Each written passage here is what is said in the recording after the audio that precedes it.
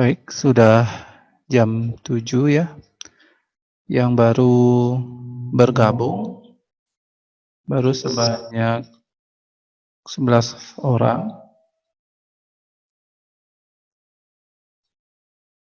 Jadi kita mulai saja ya materinya. Selamat malam semuanya. Malam, Pak. Ya, malam. Jadi yang hadir hari ini Angelina Eka Dharma, Ade Andika. Nah, ini Bapak Anda tahu namanya, iPhone dia ini namanya. Seharusnya diganti dengan nama yang asli. Irwansyah, ini Putu Ayu Mas Putri, Obed Ruku, Skolastika, Yohana Jun, Yosef. Ya. Bapak share dulu materinya.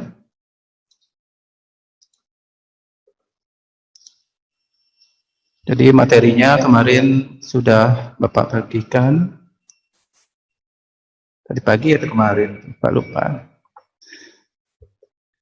Nah, ini materinya. Jadi hari ini materinya yaitu tentang rasio laporan keuangan. Mungkin kalian sudah pernah mempelajarinya.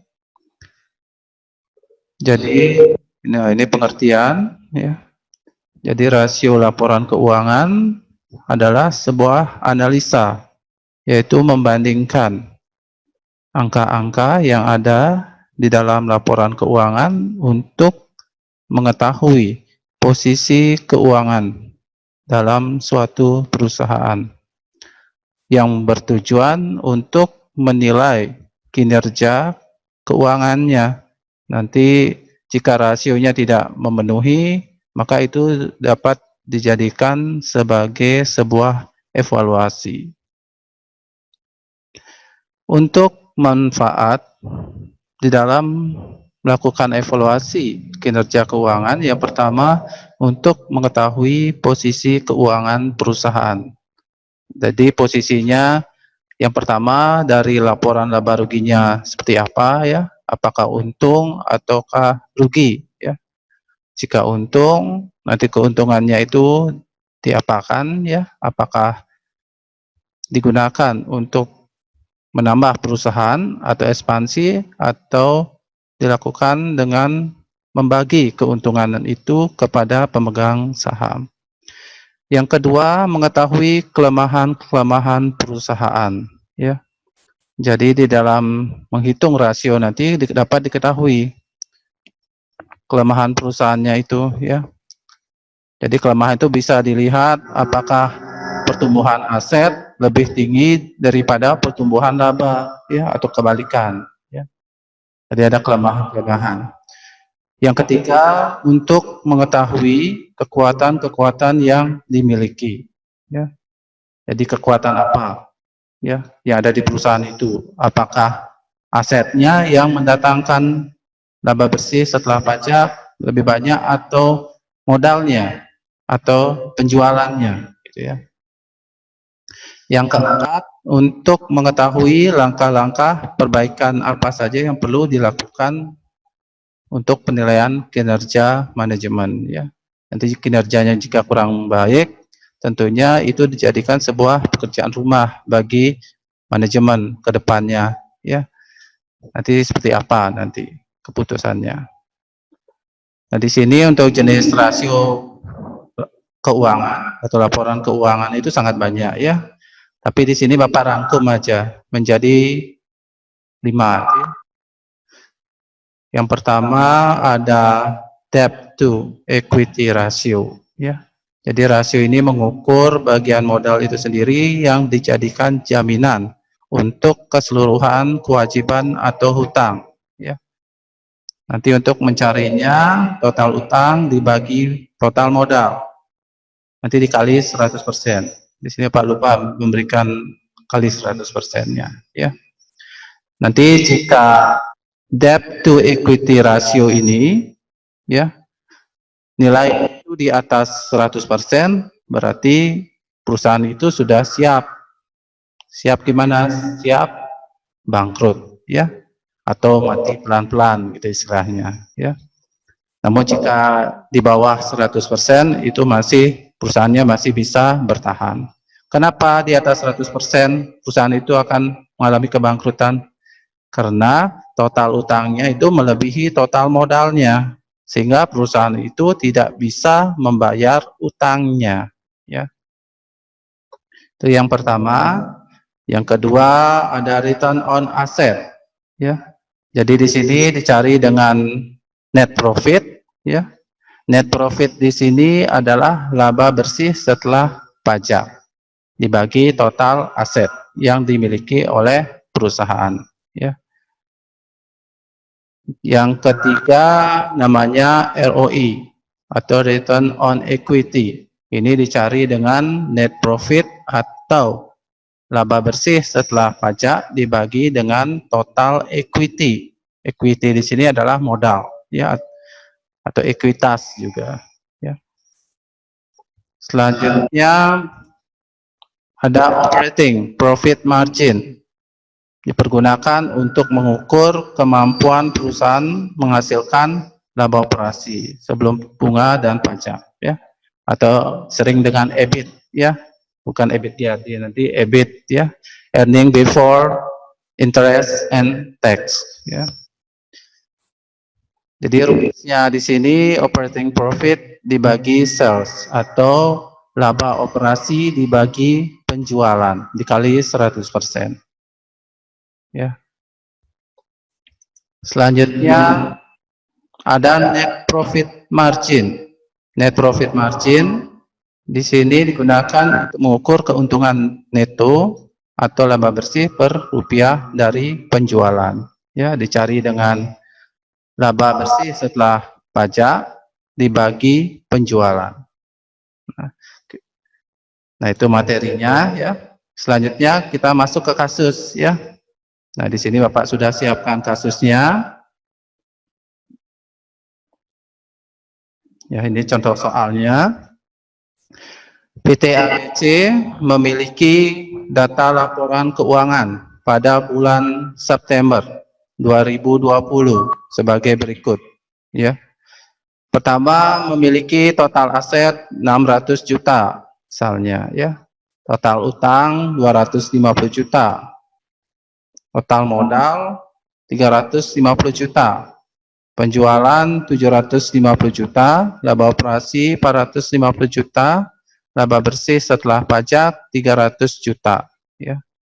Dari data ini kemudian yang ditanyakan yaitu debt to equity rasionya berapa, ya. Return on asset, return on equity, operating profit margin, net profit marginnya. Yang pertama kita cari debt to equity ratio, ya. Jadi debt to equity ratio dicari dengan total utang dibagi total modal dikali 100%. Nah, tinggal kita masukkan datanya, ya. Nah, di sini total utangnya, ya. Jadi kita masukkan angkanya sekarang. Jadi total utangnya berapa, ya? Jadi total utangnya 250 juta. Ya, dibagi total modal 350 juta. Dikali 100%, ya. Nah, berapa jadinya itu? Nanti pakai kalkulator kalian, ya. Nanti dibuka kalkulatornya. Nah, sekarang kita coba 250 juta, 1, 2, 3, ya, 250 juta dibagi 350 juta. Ya, sama dengan 0,714 sekian, ya. Nah, kita persentasekan kali 100 sama dengan 71,42, ya. Jadi di sini Bapak bulatkan saja menjadi 71%. Ya. Nah, apa arti angka 71% ini? Ya. Jadi artinya, nah Pak ketik di sini, artinya itu adalah bahwa PT ABC di dalam membayar utangnya menggunakan modalnya sebanyak 71%. Nah, apa artinya 71% ini? Apakah masih berada batas wajar? Jadi di sini masih di dalam batas wajar, ya. Jadi perusahaan di sini masih belum mengalami kebangkrutan, ya, karena masih di bawah 100%. Jika sudah di atas 100%, maka perusahaan itu kedepannya itu pasti akan mengalami kebangkrutan, ya. Nah, ini dalam menganalisa laporan keuangan perusahaan, ya. Jadi total utang dibagi total modal dikali 100%. Utang dan modal ini ada di dalam laporan neraca, ya. Yang nomor 2, return on asset. Jadi dicari dari laba bersih setelah pajak dibagi total aset dikali 100%. Nah, sekarang kita masukkan angkanya. Laba bersih setelah pajak, kita lihat di datanya, misalnya 300 juta. Ya, 300 juta dibagi total aset, ya. Total aset 600 juta. Jadi aset itu ada 3, ya, ingat, ya. Aset itu ada aset lancar, aset tetap, dan aset lain-lain. Dikali 100%. Nah, tinggal dicari sekarang, tinggal dibuka di kalkulatornya, ya. Nah, ini Pak clear dulu. 300 juta 300 juta dibagi 600 juta, ya, bukan 600.000. Nah, di sini Pak perbaiki 600 juta sama dengan, ya, 0,5, ya. 0,5 dikali 100, 50%, ya.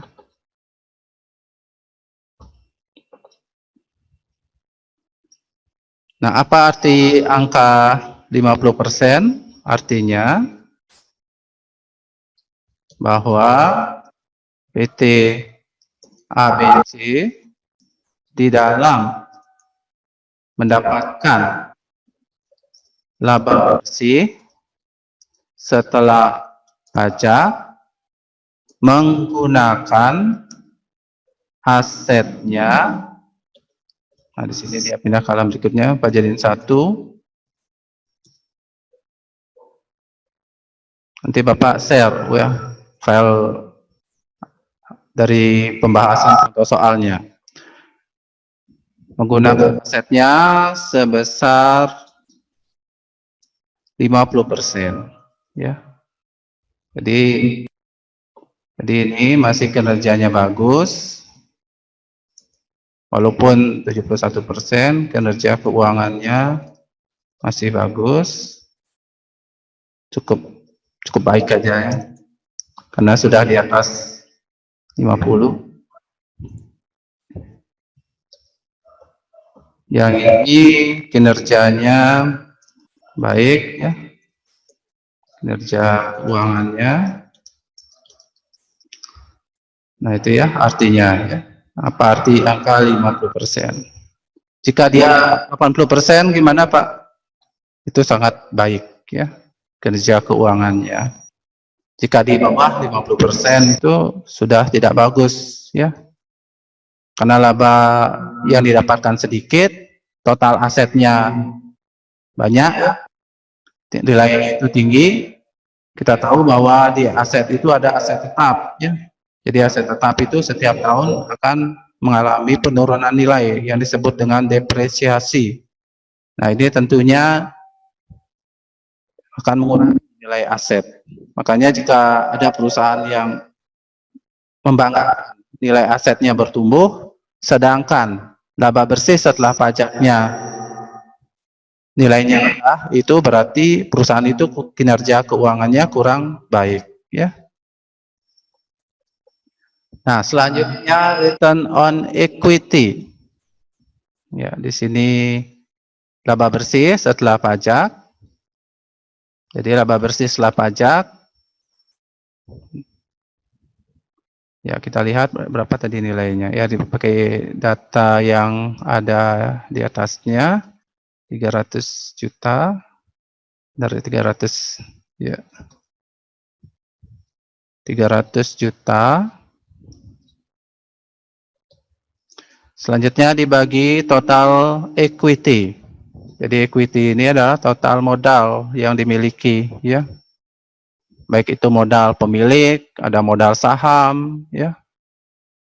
Apalagi indikatornya di sana. Laba rugi tahun berjalan, ya. Laba ditahan, gitu ya. Dibagi ekuitas. Nah, ini total modal, ya. 350 juta. Nah, kita buat 350 juta dikali 100%. Nah, sehingga, nah tinggal dibuka kalkulatornya. Kalkulatornya 300 juta dibagi 350 juta. Sama dengan 0,857, ya. Kali 100 sama dengan 85,7, ya. Hasilnya 85,7%. Nah, di sini kita bulatkan saja menjadi 86%, dibulatkan. Nah, apa artinya 86%? Artinya bahwa PT ABC, ya, di dalam mendapatkan laba bersih setelah pajak menggunakan ekuitas atau modal, ya, atau bahasa Inggrisnya equity, sebesar 86%. Gimana kinerjanya? Jadi kinerja keuangannya sangat baik, ya. Jadi sangat baik kinerjanya. Nah, jika ada perusahaan seperti ini, jika kita sebagai seorang investor dalam bursa saham, ya, misalnya kita beli saham, kita cari perusahaannya yang memiliki rasio laporan keuangannya, yaitu return on equity-nya 86%, jika ada, ya. Sepengetahuan Bapak cuma Unilever, ya. Unilever yang memiliki kinerja di atas 80%. Nah, itu jika ketemu perusahaan seperti ini berarti kinerja keuangannya sangat baik. Selanjutnya ada operating profit margin. Ya, dicari dengan operating profit atau laba operasi dibagi penjualan dikali 100%, ya. Jadi laba operasi di sini dicari dari laba kotor, ya, dikurangi beban operasional, akan mendapatkan laba operasi, ya. Nah, di sini Bapak masukkan angkanya Laba operasi, lihat di kasusnya laba operasinya berapa? 450 juta, ya. 450 juta.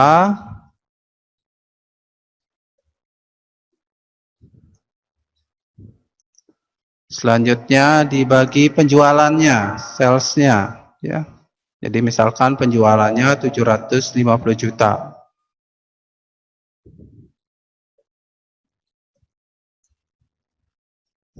Lalu dikali 100%. Tinggal dibuka kalkulatornya. 450 juta dibagi 750 juta sama dengan 0,6, ya. 0,6 tinggal dikali 100 mendapatkan 60. Nah, tambahkan persennya. Jadi 60%.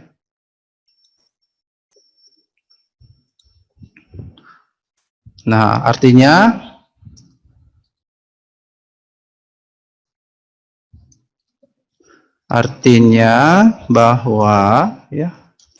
bahwa PT ABC di dalam mendapatkan laba operasi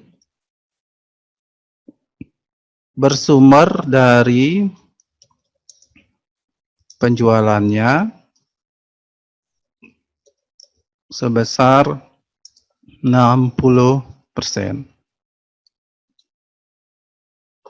Jadi kinerjanya bagaimana? Kinerjanya baik, ya.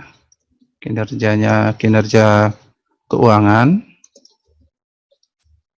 baik.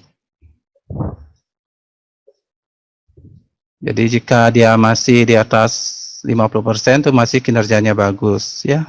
Jika di bawah 50% berarti kinerjanya tidak bagus. Selanjutnya operating profit margin, ya. Oh, ini net profit margin seharusnya, ya. Jadi net profit margin atau NPM dicari dari laba bersih setelah pajak dibagi penjualan, ya. Tinggal kita masukkan angkanya. Laba bersih setelah pajaknya 300 juta dibagi penjualannya 750 juta. Setelah itu dikali 100%. Tinggal dikalikan, tinggal dicari, buka kalkulator, 300 juta dibagi 750 juta. Setelah itu sama dengan 0,4. Setelah itu dikali 100. Ini 40 udah, ya. 40%. Berarti kinerja keuangannya karena di bawah 50%, berarti kinerjanya kurang bagus, ya. Tidak baik. Kurang bagus, ya. Nah, ini, ya. Jadi di setiap sebenarnya rasio itu banyak, ya. Rasio laporan keuangan itu sangat banyak sekali. Tapi di sini Bapak pakai cuma 5 ini saja. Karena 5 ini sering dipakai oleh setiap perusahaan yang sudah ada, ya, yang sudah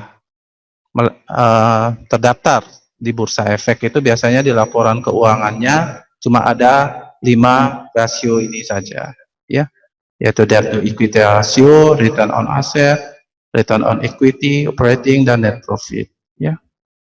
Dan untuk debt to equity ratio ada pengecualian, ya, untuk perusahaan perbankan.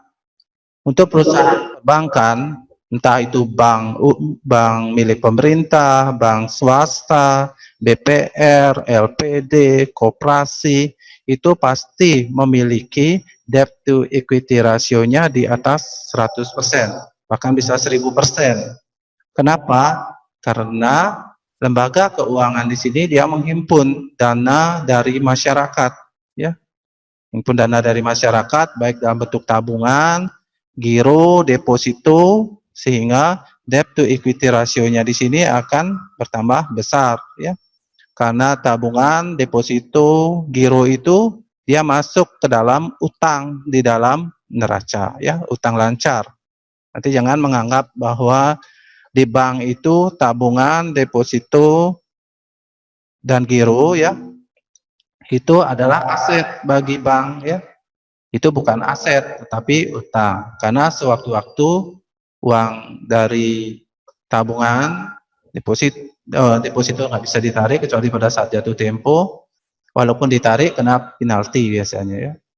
Tabungan itu bisa ditarik suatu waktu, makanya dia dimasuk ke dalam kelompok utang, ya. Nah itu, ya. Biasanya di atas 100%. Apakah wajar, Pak? Khusus untuk bank itu wajar, ya. Wajar itu. Jadi ada pengecualian di dalam menganalisa perbankan untuk debt to equity ratio ini tidak berlaku, ya. Sedangkan selain perusahaan jasa, selain perbankan itu berlaku, ya. Nah itu, ya, penjelasan Bapak tentang rasio laporan keuangan.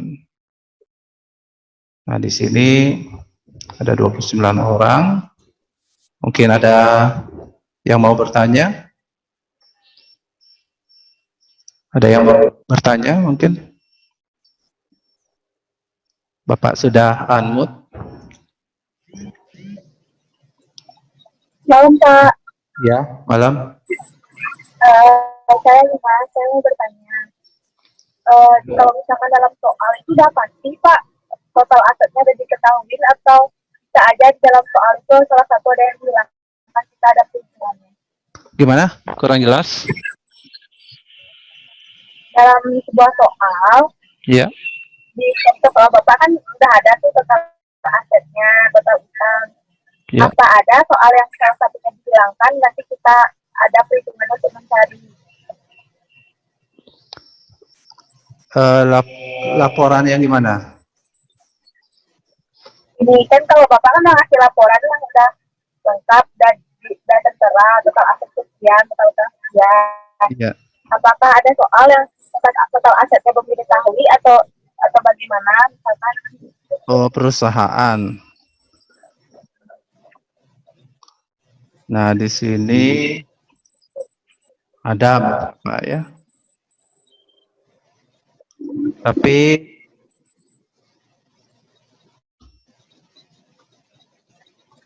nah ini salah satu, ya.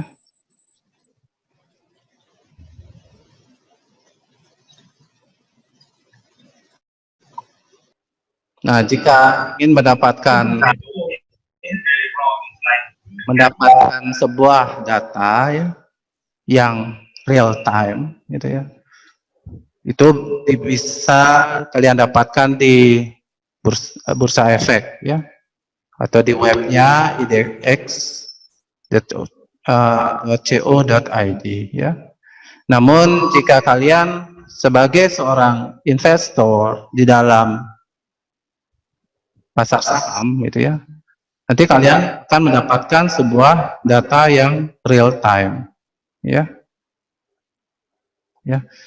Nah, misalkan, nah ini, ya, di sini Bapak sebagai seorang investor di Mandiri Sekuritas, ya. Mandiri Sekuritas di sini merupakan sebuah perusahaan jasa, broker istilahnya, ya.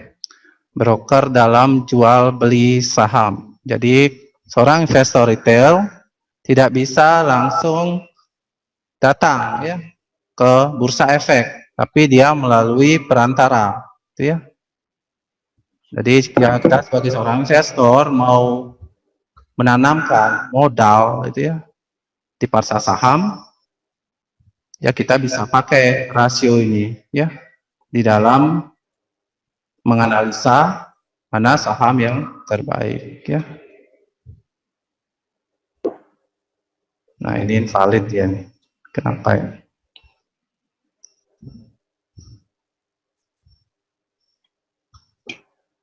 Nah, ini ya. Jadi jika mungkin ada yang sudah punya ya, ada ya. Jadi jika kalian punya ya, nah ini salah satu trade ya, platform. Jika kalian berinvestasi dalam pasar saham ya. Jadi kalian bisa mencari informasi apa saja di dalam sebuah perusahaan yang sudah terdaftar di Bursa Efek ya. Nah, ini ya. Nanti kalian cari information, company information. Ya. Misalkan cari Bank BRI, masukkan kodenya. Nah, ini laporan keuangannya ya. Jadi di laporan keuangan Bank BRI di sini, nah ini ya, ada DER, ROA, ROE, NPM dan OPM. Seperti yang Bapak jelaskan tadi, ya. Nah, DER di sini dia 5,79. 5,79 kali 100 berapa? 579%. Kenapa tinggi sekali? Karena dia Bank BRI dia menarik dana dari masyarakat dalam bentuk tabungan ya. Lihat ROA-nya 0,2 ya. Kali 100 saja berapa itu? 20% ya. Berarti 20% di sini Bank BRI kinerjanya kurang baik ya. Dari segi laporan keuangannya ya. ROE-nya juga di sini ya 16%. 16% ini kurang bagus juga ya. NPM-nya 28%. Ini masih di bawah 50%. Ya. Ini berapa ini? 31 Desember 2019 ya. Jadi kinerjanya keuangannya gimana? Rata-rata di bawah 50% ya. Jadi kenapa Bank BRI di sini memberikan datanya seperti ini? Tentunya supaya investor itu tahu ya. Nanti siapa tahu kalian menjadi seorang investor bisa menilai nanti ya apakah kinerjanya baik atau buruk ya. Kita lihat Unilever ya, UNFR. Nah, lihat ya. Nah, ini Unilever ya. Unilever Indonesia.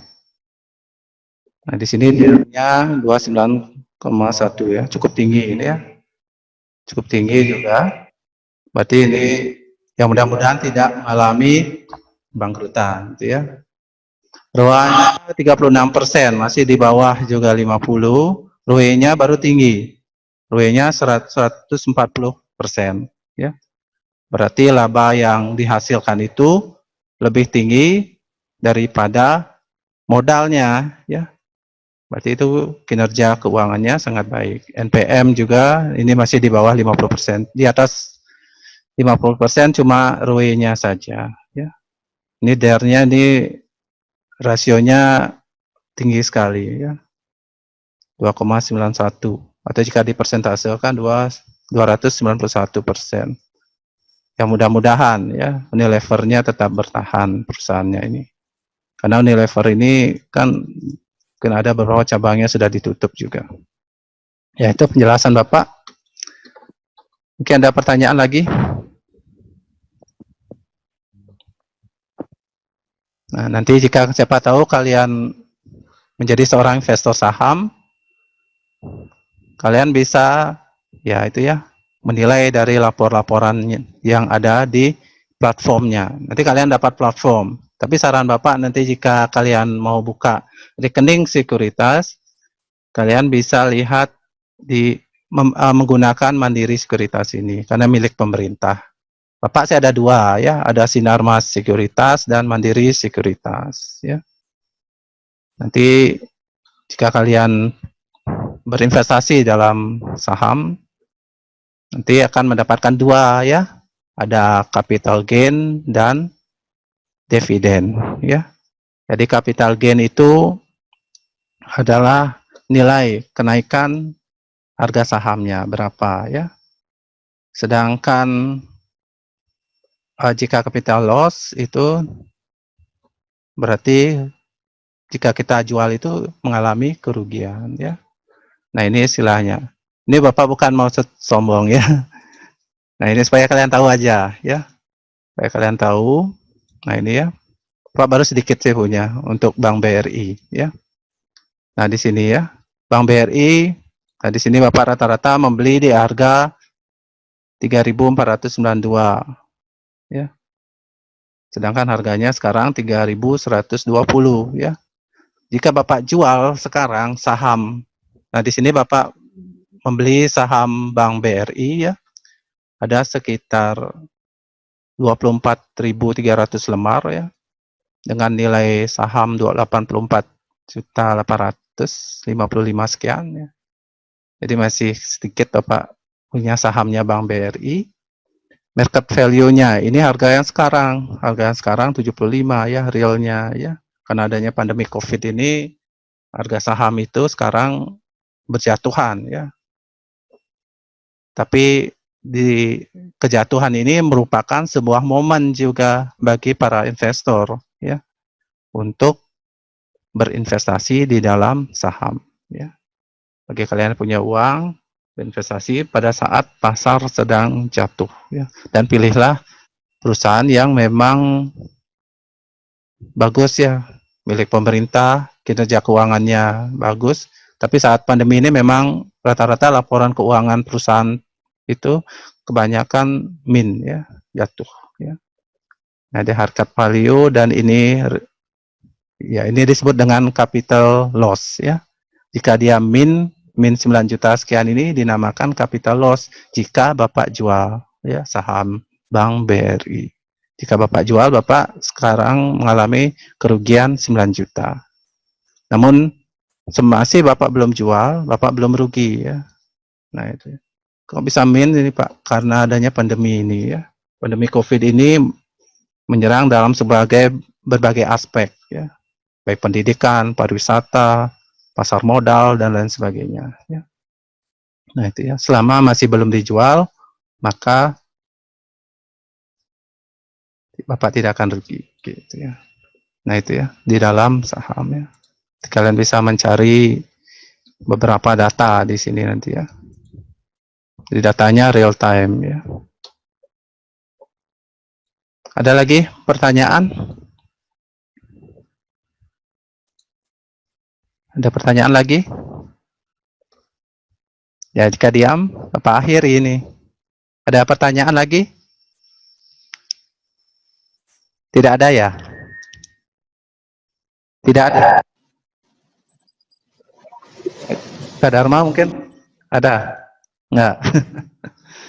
Ada lagi?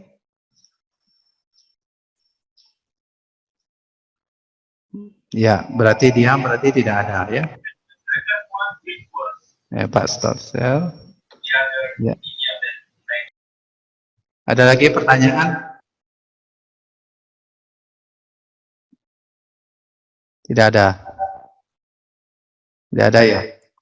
Baiklah, karena tidak ada pertanyaan, maka untuk pertemuan hari ini Bapak cukupkan ya. Nanti ingat buat tugasnya. Bapak sudah share di Google Classroom tugasnya. Nanti kalian silakan buat, batas waktunya besok ya. Jika lewat dari besok Bapak tidak terima tugasnya atau Bapak nolkan nilai di Google Classroom-nya untuk pertemuan kedua. Baiklah, demikian materi tentang rasio laporan uang yang dapat Bapak sampaikan. Terima kasih atas perhatiannya dan selamat malam.